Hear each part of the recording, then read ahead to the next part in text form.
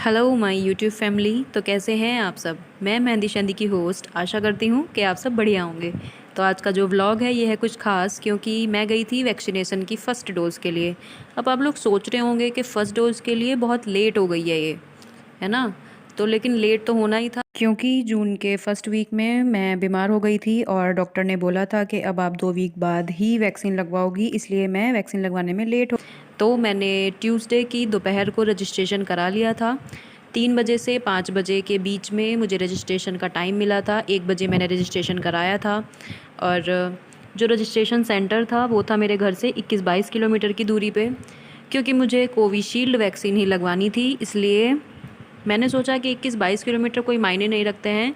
इसलिए हम लोग 3 बजे निकल गए थे घर से और 3:45 के लगभग हम लोग वहाँ पर पहुँच गए थे।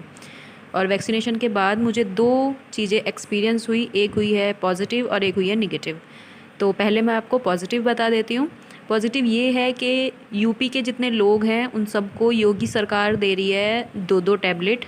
इसका मतलब है कि अगर आपके घर में 5 लोग हैं, उन पाँचों को अलग अलग 2-2 टैबलेट दी जा रही हैं। और वो टैबलेट मैं आपको आगे दिखाने वाली हूँ। वो टैबलेट सच में बहुत बढ़िया हैं और अगर किसी को फ़ीवर वगैरह का इशू हो रहा है तो सच में वो बहुत बढ़िया टैबलेट हैं। आपको आगे मैं दिखाने वाली हूँ वीडियो में। और जो निगेटिव पॉइंट है वो तो आप सब लोग जानते ही हैं कि इंडिया के लोग हैं बहुत महान, और जब कोविड रुक जाता है, केसेस कम आने लगते हैं, तो लोग सोचते हैं कि कोविड तो गया, अब हम चलते हैं अपनी मस्ती में। यही हाल था कुछ उस हॉस्पिटल का। मास्क लोगों ने लगा रखा था लेकिन कोई प्रॉपर वे नहीं था, एक दूसरे से दूरी नहीं बनाई हुई थी। और पिछली बार भी ऐसे ही हुआ, इस वजह से सेकंड वेव आप लोग देख सकते हैं कितना ख़तरनाक था ये। और अब हम लोग एंटर हो चुके हैं अपने पोस्ट में, और पोस्ट में एंटर होने के बाद चारों तरफ हैं आम के बाग। और ये आम के बाग हैं कुछ खास। कुछ खास का मतलब है कि ये हैं हमारे एरिया की शान। क्योंकि यूपी के आसपास के जितने भी स्टेट्स हैं, अदर स्टेट्स हैं, जैसे कि दिल्ली हो गया, पंजाब हो गया, उन सब में यहाँ से आम की सप्लाई होती है। ये जो हमारा एरिया है यहाँ पर आम बहुत ही ज़्यादा मात्रा में होते हैं और इसी वजह से यहाँ से बहुत ज़्यादा सप्लाई होती है आम की।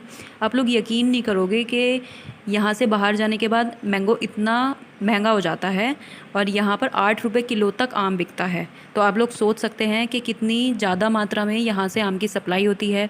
आपको रास्ते में बीच बीच में स्टॉल भी देखने के लिए मिल रहे होंगे, और ये स्टॉल वो लोग लगाते हैं जो लोग साल भर आम के बाग की देखभाल करते हैं, उसकी निगरानी करते हैं।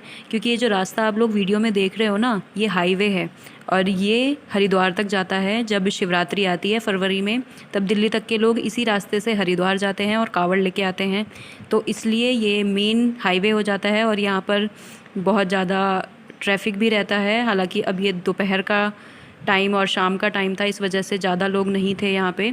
आपने जो भी ट्रक देखा और ये आप लोग आगे देख रहे हो, इस तरह से आम की सप्लाई दूसरे स्टेट्स में यहाँ से की जाती है। और मैंने एक नई नेल पेंट ख़रीदी है और वो नेल पेंट मैं आपको आगे दिखाने वाली हूँ। तो ये लीजिए, ये है मेरे नेल पेंट का नया शेड, ग्रीन के शेड में मैंने ये लिया है। आप लोग बताना कि कैसा लग रहा है ये शेड। और ये सरप्राइज़ देखिए आप लोगों के लिए, ये बहुत ही बड़ा पेड़ है। ये कैमरे में भी पूरा नहीं आ पा रहा था। ये 2 पेड़ एक साथ हैं, साथ में मंदिर भी बने हुए हैं। ये बहुत ही बड़ा पेड़ है, आप लोग देख सकते हैं। ये है सरकारी स्कूल और अब फिर से बच्चे स्कूल्स में आने लगेंगे, इसलिए बच्चों के स्कूल आने से पहले यहाँ पर सारी व्यवस्था को अच्छे से किया जा रहा है। और अब हम लोग आगे बढ़ रहे हैं। तो आप लोग देखना आगे, ये हैं वो दोनों टैबलेट जो योगी सरकार दे रही है।